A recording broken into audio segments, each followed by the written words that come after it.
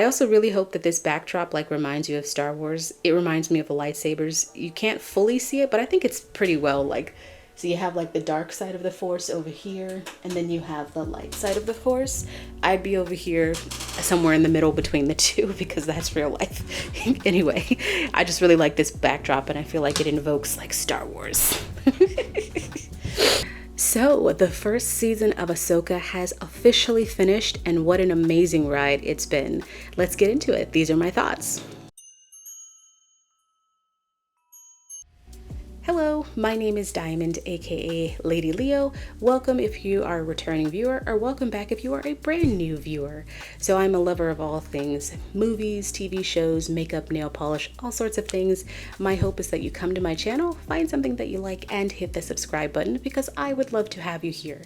So I have been waiting to talk about Ahsoka. I've been watching the show every single episode, but I'm not really like an episodic type of reviewer. I don't have the structure to be able to film it every single week. Plus, I like the nuance of like watching a show in its entirety and then kind of sitting with it for a few days to really talk about it. And now that Ahsoka has aired all of the episodes and I've had a chance to really write down my thoughts for the series, I wanted to talk about it because I thought this series was great, and I hope that we're getting a second season. Hasn't been greenlit yet, but I mean, I'm hoping it's coming soon. So just let's talk about what I thought about Ahsoka. Alright, so before I sort of deep dive into my general thoughts about Ahsoka, I did want to kind of explain my own personal relationship with Star Wars, which I think could kind of be helpful to understand like where I am as a viewer as it relates to this show. So I got into Star Wars much later in life. First of all, the original trilogy came out in the 70s, so I did not exist at that point in time. But I remember them airing. I only really remember A New Hope, and I remember only parts of it. And, you know, back in the day, if you didn't catch a movie like when it came on, you just had to hope they replayed it so you could see it from the beginning. So I almost always caught A New Hope somewhere in the middle towards the end. I never really watched it fully through back then, and I don't remember ever seeing the other two movies. So I just kind of left it there, and I don't remember what sparked it. It could have been my partner at the time being into Star Wars, but I did go see the original prequel trilogy, which I quite like, and I feel like that trilogy, there's a fly in here. Go away, go away, go away from me, go away. Sorry.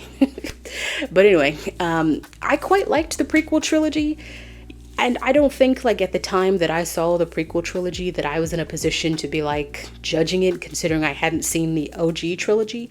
Having seen everything and consumed a lot of Star Wars in the last few years, I think the prequels are very underrated, and I'm sure they have their flaws, but I still like them quite a bit. Hayden Christensen in particular, even though he got vilified, and I'm kind of surprised that he wanted to come back to the franchise, but I'm getting off topic. Anyway, my point is that I remember seeing the prequels, I remember liking them, and then I did see the new trilogy. I feel like after I saw the new trilogy is when I really started to kind of dive into wanting to know more about Star Wars. So I went back, I watched the OG trilogy, and then I started watching a lot of the Disney Plus shows. So that was like Clone Wars, that was Rebels, that was Mandalorian, and I think I heard about Ahsoka's name somewhere in there before I started watching Clone Wars. So I just wanted to kind of explain to you that I'm not some die-hard fanatic who's been into Star Wars since I was 5. That's not me. My love of Star Wars has developed much more over the last few years in particular. So I'm still kind of a newbie for all intensive purposes. I don't know like a lot of the deep lore. I can't tell you who was in the cantina in episode 3 or something like that. I don't know. So just kind of wanted to put that into perspective.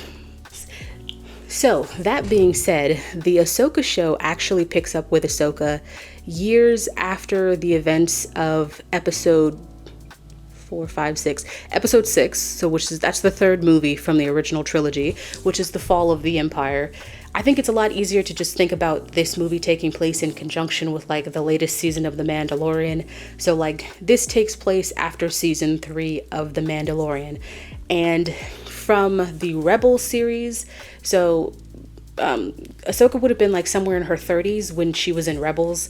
So she's somewhere in like her mid 40s in this show. So we're talking about like a good 10 to 15 years removed from her time in Rebels. It picks right back up with her and her search for Thrawn, Admiral Thrawn, which is again kind of important to know. Something that's really important to understand about this show in particular, my thoughts, is that it would be very difficult to watch Ahsoka without having a knowledge of Clone Wars and Rebels, right? So for context, the Clone Wars is an animated show. So it was originally a movie. So it was first a movie, it was an animated movie, and then it became a show which went on to have 7 seasons. It takes place in between episode 2 and episode 3 of the prequel trilogy. So it's a pretty big gap in time. I think it's somewhere in the range of like 4 to 5 years, which is how long the Clone Wars that's how long the Clone Wars went on for. This is really important contextually to understand because this is where Ahsoka actually comes into fruition. She didn't exist in the original prequel movies because she hadn't been created yet. She was created by Dave Filoni after the third prequel movie, so much to say, after the third prequel movie, and she's Anakin's Padawan, which is an incredibly important thing because it's such an important relationship for him, for her, for who she becomes as a person after what happens to Anakin. So as I was kind of getting at, it's very difficult to watch this show. Well, maybe not difficult's the right word. I don't know what you would get out of this show if you haven't seen Clone Wars and you haven't seen Rebels, because if you haven't seen Clone Wars, you probably don't even know who Ahsoka is unless you just know who she is because you've heard people mention her, and then you really need Rebels to know who everybody else is. So I'm not going to sit here and tell you that you have to sit here and watch like every episode of Clone Wars and Rebels. To be fair, if you wanted to, it's an investment. I mean, it is all on Disney Plus, so you can if you want to, but like there's 7 seasons of Clone Wars plus the actual movie that begins the show. So you have the movie, which is like an hour and 45 minutes, and then you have 7 seasons of Clone Wars, and then Rebels goes on to have another 4 seasons. So if you did want to sit down and watch it, I highly recommend it because both shows are really, really good. And I think there's something more nuanced about actually watching the episodes yourself as opposed to a synopsis. But if you ain't got time for that because it's a lot, then definitely I would seek out some synopsis channels. I like the New Rock Stars. There's another one that I've seen as well. So there's a lot of channels that do really great synopsises of Clone Wars and of Rebels. I do think it's important to consume some of that before you go into this show. Otherwise, you're not going to really understand a lot of what's going on or a lot of the characters that are in this show. So you're going to have to do a little homework before you watch Ahsoka. But I think it's well worth it if you do. And I think this show is really great. I mean, you have a fantastic cast led by Rosario Dawson as Ahsoka, who is just perfect as Ahsoka. I mean, she literally is perfect as Ahsoka. And then you have a great supporting cast, and you have some appearances from Hayden Christensen as Anakin. I love it when Hayden Christensen comes back as Anakin because he just adds such a depth to the character. And I heard that he went back and he watched Clone Wars, which I feel like I can feel that in his performance, like, because he's bringing in that aspect, even though he wasn't voicing Anakin in the actual Clone Wars. So his work on the show is really great too. The show just has so much beautiful cinematography, and it leaves us in a very, very interesting place, right? Like, the show leaves us in a place where our characters are split, and like one group of our characters with Ahsoka and Sabine don't really have the ability to get back to where they were before. So they're in a brand new galaxy. They're going to be able to explore. That's really, really exciting. And I can't wait to see what happens in season 2, provided we get one. And I think the thing that I really love about Hayden Christensen being involved in this is he's such an integral part of who Ahsoka is as a character. I mean, he was her master, but I think they had more of a brother and sister relationship. They had a deep connection. And it's been so pivotal in her journey as an adult, considering what happened to Anakin and the guilt that she feels over contributing to that because she decided to leave the Jedi Order, which is it is a whole thing about why she left the order. It's not just like she's just like, I'm just leaving today. It's a lot more nuanced than that. But you just get to see the depth of their relationship and how important it has been for her, and how she's come to terms with like what Anakin has become, and not just looking at him as Darth Vader, but who he was before that too. So I think their relationship is really beautiful, and there's a part of me that's hoping like we haven't seen the last of Anakin, whether as a Force ghost or just in general, because again, he just does a great job with the character. I just want to see more Anakin. And then you have a great supporting cast as well. You have Mary Elizabeth Winstead as Hera. I don't think that Hera gets a lot to do here, you know, but I feel like they're setting her up to have more to do in the second season, especially considering that her and Ezra are now in their original galaxy, and then you have Ahsoka and Sabine in a brand new galaxy. So I think Hera will have a lot more to do in this season. So we'll be excited to see where that goes with Ezra too.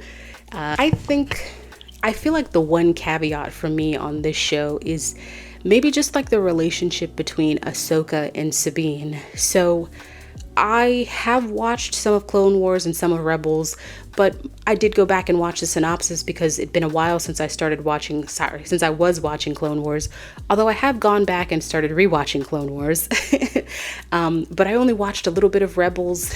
I don't really remember Sabine and Ahsoka having much of an interaction in Rebels, so my understanding is like them, Sabine becoming Ahsoka's Padawan takes place in the space between Rebels and where we are now, which is like a 10 to 15 year gap. So I think and hope that we will get some sort of flashback that kind of establishes that relationship they had as like student and apprentice back then, and kind of the dynamic now, because I feel like that's the only relationship that I wasn't invested in for most of the show. I will say, like, towards the end, I did get way more invested in Sabine and Ahsoka, and this has nothing to do with the two actresses. They're both doing really great jobs. I just didn't feel super connected to their history as characters.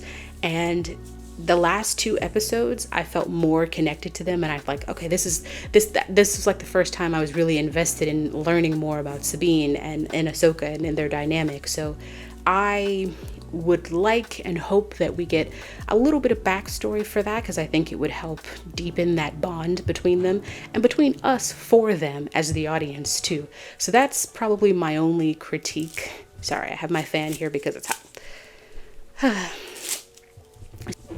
So that being said, I had a great time with the show. I thought the show was great, and it took me to some deep places that I did not think we were going, but I'm so glad that we did, and I cannot wait to see where a second season will lead to with this such, you know, our heroes are just split up in legitimately different galaxies. So like Ahsoka and Sabine can't really get back to their own galaxy readily, which is just an interesting place to leave her, because it is her story. So like it's not like they're going to be spending all their time on the other galaxy. But anyway, I'm super interested to see where we take it. I think the show has phenomenal actors. It just has really amazing set design and directing. I had a great time with this show, and I thought it was really good. It's one of my favorite Star Wars shows, right up there with The Mandalorian. I know a lot of people don't like season 3. I disagree. I think season 3 is fine. But this is kind of like how I felt about the first season of The Mandalorian. That's how I feel about Ahsoka. Maybe even a little bit more depth, because The Mandalorian's a brand new character. Anyway, so what did you guys think of Ahsoka? Did you love it? Are you excited about it for second season? Is there anything about it that you would have changed? Anything that you didn't really love? Let me know in the comments below. That's my time. Thank you so much for watching.